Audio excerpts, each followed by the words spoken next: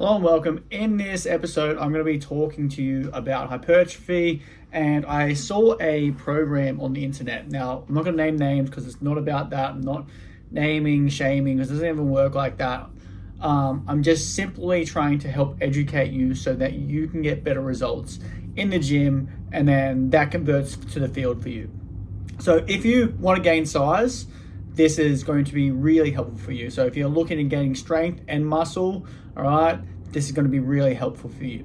So what I'm going to put up here is a program, and it is a program that I saw on the internet from a popular rugby influencer, not myself, obviously, because I'm going to critique it. And I'm going to show how you could actually get more hypertrophy out of it. And this is apparently a hypertrophy block, and I'm going to show you why I don't think it's actually a very good hypertrophy block and how you could actually get more out of it if, in case you are actually paying for this. I'm going to show you how you could actually get way more benefits from it.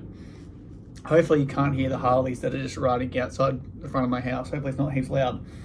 Anyway, so let's get into it. And let's start with what is hypertrophy. So when you're gaining muscle size, it's simply the actual muscles, all right, gaining more volume.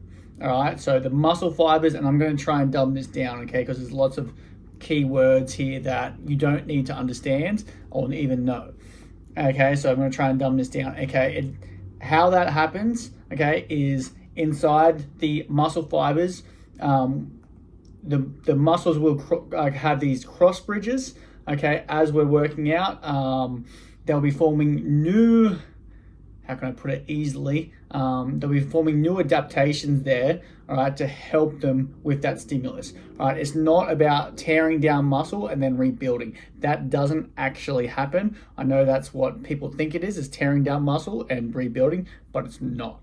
Okay, and there's three main ways that people say that you gain muscle, and muscle damage, metabolites, and mechanical tension. Now, before steroids, it was all about mechanical tension, and that was it. And the bodybuilders were the same size as today, and all they said was mechanical tension. All right, and that was the elite bodybuilders, and they're no bigger than they're smaller than the natural guys today. And a lot of the natural guys today are running all sorts of steroids, and then going off it and then saying they're clean. And so why does that matter?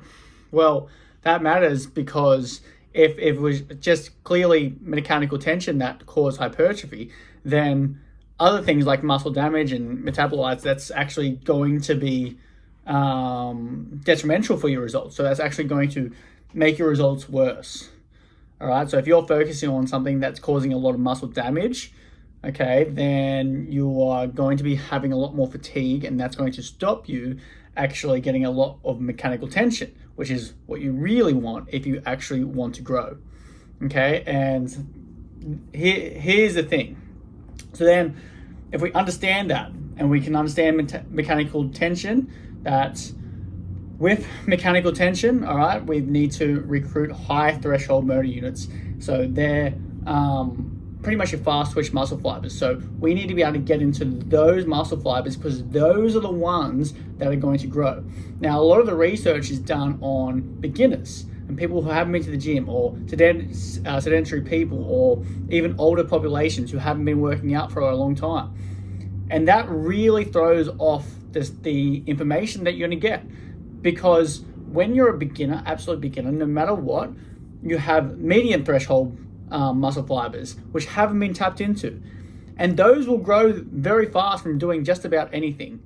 Okay, and so those are the ones that will grow very quickly. And so like that throws off these studies, because anything you do with these people will grow. And so like a program like you see here will actually work for a beginner, because anything will work for a beginner. But if you are not a beginner and you are a little bit more advanced, then you need to be smarter with your training. Okay, and that's the big thing, is how can you be smarter with your training? So let's have a look at that. So if I look at this and I go A1, dumbbell bench press 4 times 8.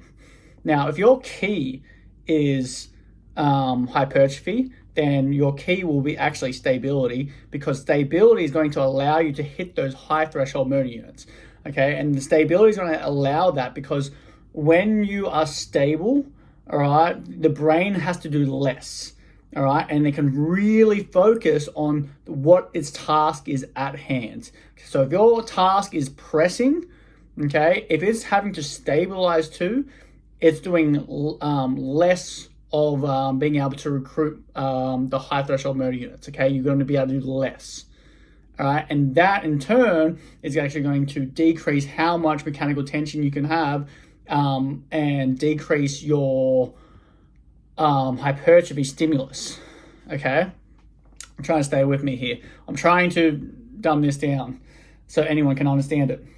So if we do a dumbbell bench press compared to, say, a barbell bench press, a barbell has less is less. You're doing less, okay? Because once you put dumbbells in your hand, you're then fighting it. Now you're going to say, oh, there's lots of big people that have used dumbbells. True. That doesn't mean that you can't do better exercises. Okay, that doesn't mean that. It just means that people have done dumbbell bench press and they're big dudes, and they're most likely on gear. Like, they're most likely doing steroids. Like, Arnold Schwarzenegger didn't really train that well. He has amazing genetics and a big work ethic and some good drug habits to get him to the size he was. Okay, so it's 4 times 8. So if we're doing 8 reps and you're doing 4 sets, that's 32 reps. Okay, that's a lot of reps. So if we understand that every single set we have, we've got about 5 reps which it will actually be effective in making change. Okay, and they're generally the last 5 if you're going to failure. So if you're doing 20 reps, say in one set, 5th set, rep 15 to 20 would be actually effective in causing enough mechanical tension, assuming that 20th was a failure. All right, and that's how close that's what you need to do if you're going to grow, is you need to take something near failure, unless you're using a load which is 80% of your max. Okay, so 80% of your max weight will automatically recruit those high threshold motor units. So it's a really effective way then to do less reps, which will cause less muscle damage, to actually build more muscle. So we've got 4 times 8, which is that's already 32 reps with an ISO hold at the end. And when you do an ISO hold at the end of that, right, we're going to have a lot of metabolic waste, all right, which is going to be very taxing in the long term for you to actually recover. So the recovery time is going to really increase. So there's no rest periods here, but I would suggest it needs about a 2.5-3 minute rest minimum. And if you're not resting that, then that next set, say you do that set and you come back and you do that after 3 minutes, or after 2 minutes, say, that next set is not going to do anything, because you won't be recovered enough to hit those high threshold motor units again. Okay, and there's nothing about setting the weight here, so this is another important point. You need to be able to set a weight. So say whether you're going to use RPE or reps in reserve or a percentage of your max, you need a something to go off. So I would usually say this would need a 1 rep in reserve. So if I was going to program this and it was going to be 4 times 8, it probably wouldn't be. I'd probably do 2 times 8, and you do 2 warm-up sets to get to your weight that you're going to use, and you're going to be using a weight that you do a 1 rep in reserve. And that would mean that you would go, you'd use a weight that you could possibly get for 9 just, and you'd be struggling with no ISO hold at the end, because it makes no sense to do an ISO hold at the end. All you're going to do is ruin the next sets, and you don't want to do that. Like, you don't want to ruin the next sets. You want to almost feel fresh every single time you do it. All right, and this is the problem, like I'm going to get into as well, is people are just chasing fatigue. People are just chasing a feeling, or feeling like they've done something hard, rather than actually chasing results. What you want to do in each workout is be progressing.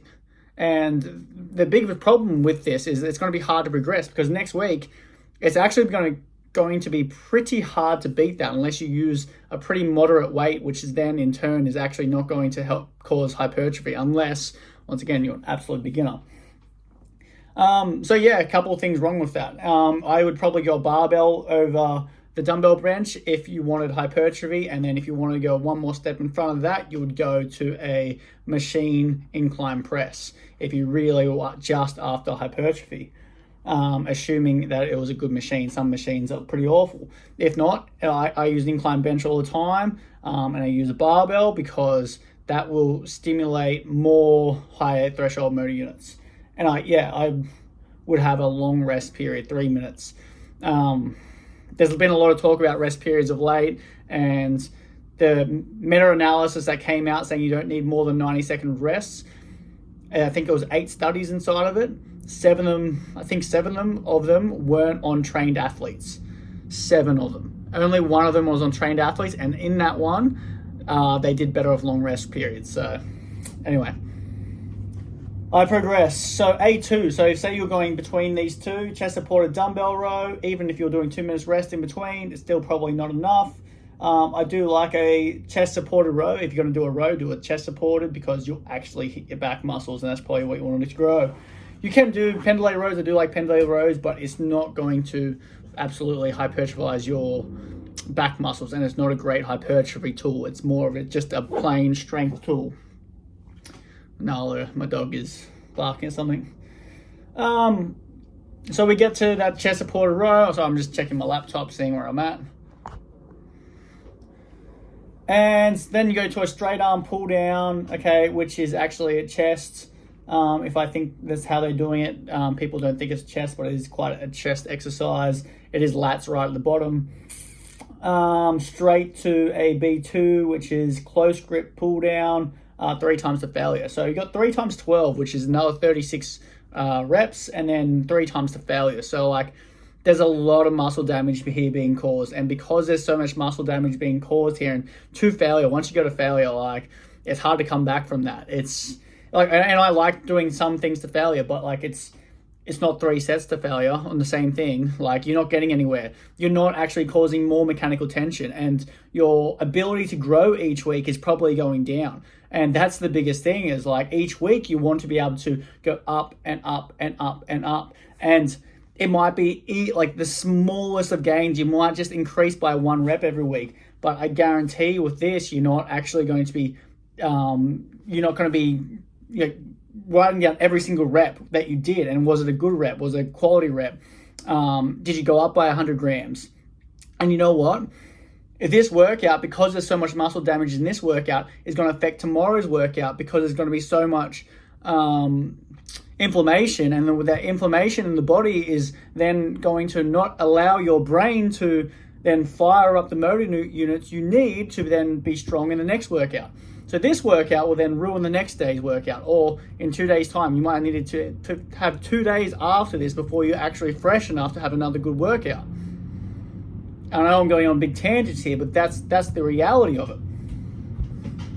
And so this is where then, okay, if you've done this workout and then you have 3 days before you then need to work out that muscle group roughly again, or 4 days, because if you're not growing as a natural athlete, you're actually decreasing.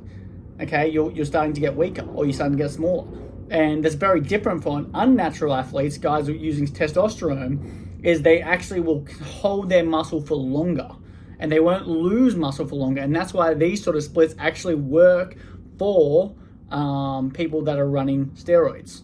Okay, I'm not saying these people are running steroids, but I'm saying these work better because those people on steroids won't lose muscle mass in that sort of time.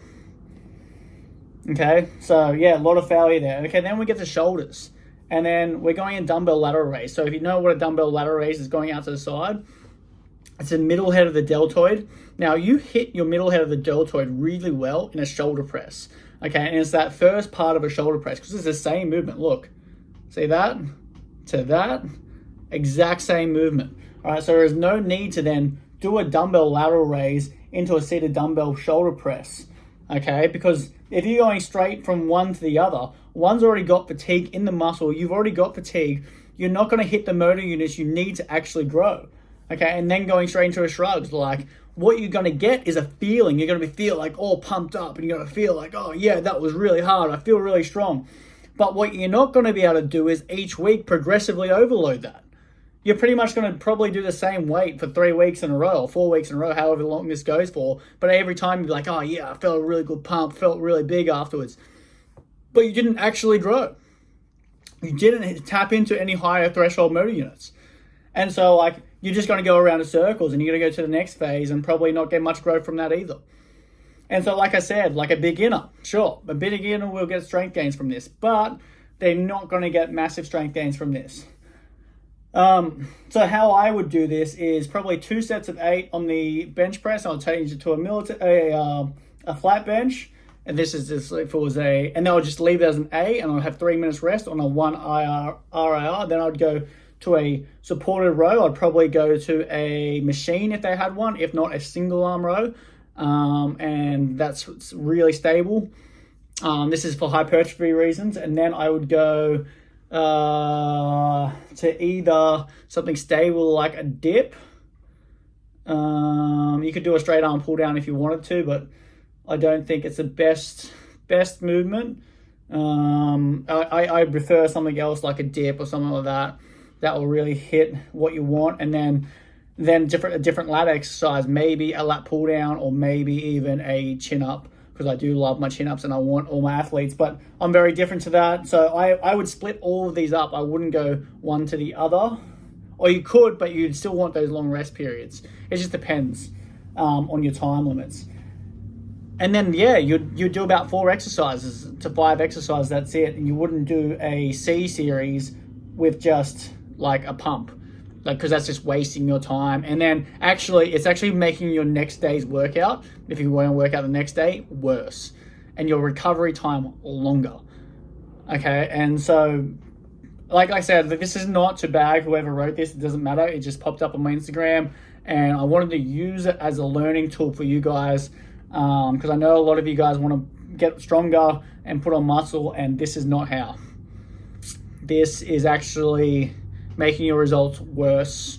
And I wanted to show you, I really wanted to teach you about how obviously we train people, I train people, and I write programs, and there's a lot of thought that's gone into it, a lot of research. Over the years, I've changed how I've programmed a lot, and I actually go back over my data and look at what's gotten the best results, and focusing on mechanical tension, by far the best thing I've ever done. And yeah, which means everything around mechanical tension like we need to do. So stabilize things, make it fun, get people's enjoyment up. What else? Motivation needs to be high, needs to be stable. You need long rest periods. You need your brain to be functioning well. You need your body to be functioning well, because that allows you to tap into all those things help you tap into those high threshold motor units.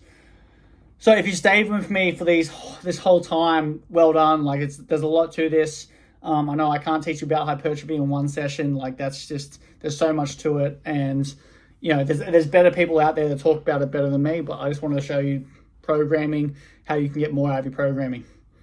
Yeah, cool.